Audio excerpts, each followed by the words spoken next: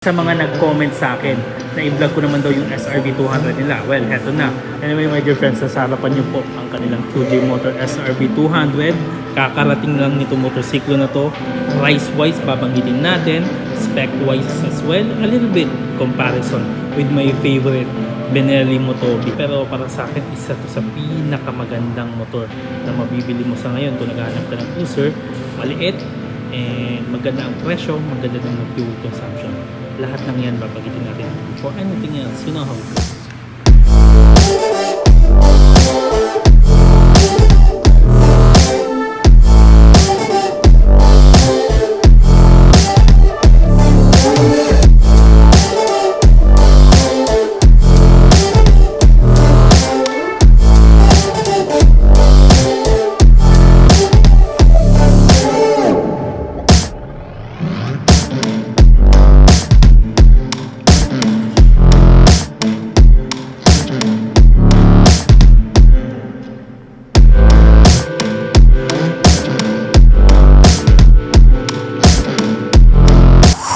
720 millimeters.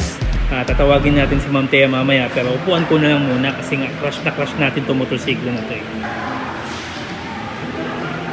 Grabe, ang ganda my dear friends. 720 millimeters, nakatayo talaga ako. Pag napupong ako, komportable talaga. And sobra-sobra. Okay, kasi naka-high heels siya eh. Pero kapag inupuan mo ma'am, sobra-sobra yan, di ba? Sure talaga tayo yan. 5'3", sobra-sobra po.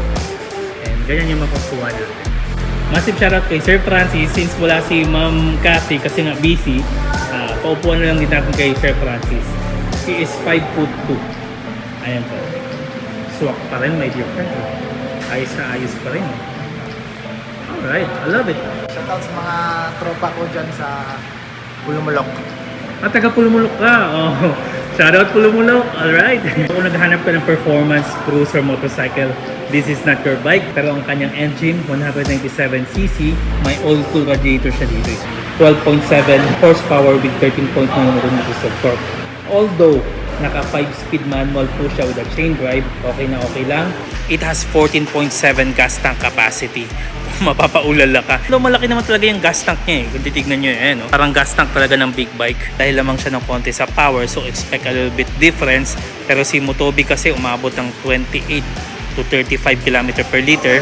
Pwede pa rin to pang long ride. Ang kanyang wet weight 152 kilos. Although inupuan natin, magaan talaga siya kasi seat height approachable. Sa disenyo wise, Motobi in a little bit difference kasi nga si Motobi kasi involved siya. Kung titignan nyo yung harapan niya, LED on the head, LED on the turns, the same way on the rear, I believe so, and beautifully done pa rin ang kanilang brake light. Ano, bilog, may DRL, and ganda ng itsura. Kaya nga tayo bumili ng XSR. The size of the motorcycle, masasabi mo kung mukha siyang big bike kahit papano because of the tank. The tank is big enough. SRB branding or sticker on this part right here. QJ motor po na kumikinang, always forward daw sabi niya. Ayun, maganda naman po yung pagkakagawa, and the paint job itself, ganyan po yung makukuha natin. Sa kanang black, yung yellow, may photoshoot pa kasi sila pero kunan na lang din natin yung yellow, and ganyan yung itsura ng yellow. Para sa akin, great and vibrant yung color yellow, pero alam niyo naman ako, I prefer black color kasi nga napaka-safe talaga eh kapag black color eh. Grabe, ang sarap upuan nitong motor na to be quite honest my dear friends. And I'll be honest as well, hindi pa natin nauupuan si Motobi pero sa tingin ko, ito eh, magaan din siya my dear friends. Ang gaan niyang motor to be quite honest. And pati din yung pintura niya dito my dear friends. Ito po yung makukuha natin. May mga hugis siya and hints for saddle bag. Ito tayo. Plastic. Totally fine, kaya pala magaan. Metal tank. Yung fender niya, maganda din yung pagkakagawa. And, metal yung fender my dear friends. Kung papaandarin mo dito, katulad din ni SRB 400, yung frame niya simplistic. Wala ka masyadong masasabi talagang yung tipong napaka-futuristic niya. Pagdating sa frame, mukha talaga siyang mabigat kasi nga may mga makikita kang metal. And this is what I like about their foot peg. Ganito yung mga nakikita kong foot peg talaga na yung tipong cruiser na ngayon datingan, may kalidad pa. Pati din sa kanyang pillion peg eh. Ayan. Alright.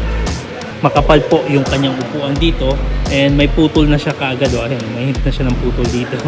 So, pwede mo tanggalin, I think so. Hindi mo siya pwedeng tanggalin.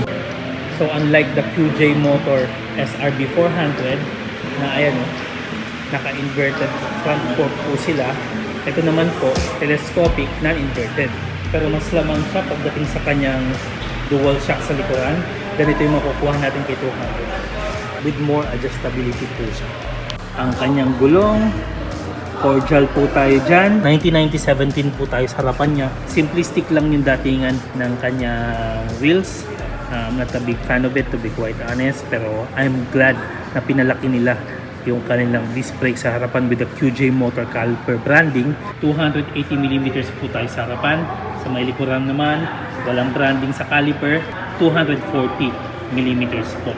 And I love the swing arm by the way. Pagdating naman sa kanyang tires, 160, 90, 15 tayo. So 17, 15 siya. Tignan nga natin on this part. Ayun, makapal naman yung tires niya. Matambok na matignan for this part. So pagdating sa presyohan, my dear friends, still competitive po. 148,000 Philippine pesos with a discount worth of merchandise 30,000 Philippine pesos po. So, let's say for example na lang may gusto kayo dito, merchandise. Sigurado ako kasama to yun. Ayun. Pwede kayong kumuha. So, bawasan natin dito ng 16,000, ganun. Bawasan natin ng AGV. Pwede. Mga riding gears as you wish. So, pwede din po siya, my dear friends. Meron silang Scoico jackets on this part. Padded po na mga equipments meron sila. So, hindi kayo malulugi kumbaga. And it has warranties by the way, my dear friends. Go visit na lang the Bristol, Davao City. And regards to Ma'am Cathy and Sir Bong for allowing me and for, giving the price. And link in the description sa kanila kasi sila yung sales consultant natin dito. Search nila sa likuran. Thumbnail, grabe. The best talaga kapag model yung ano eh. Ita-thumbnail na natin. So, the yellow color. Mas maganda yung yellow color. Pero black talaga tayo. Undecided talaga palagi. Pero kapag nakakita na ng black, black talaga all the way. Right?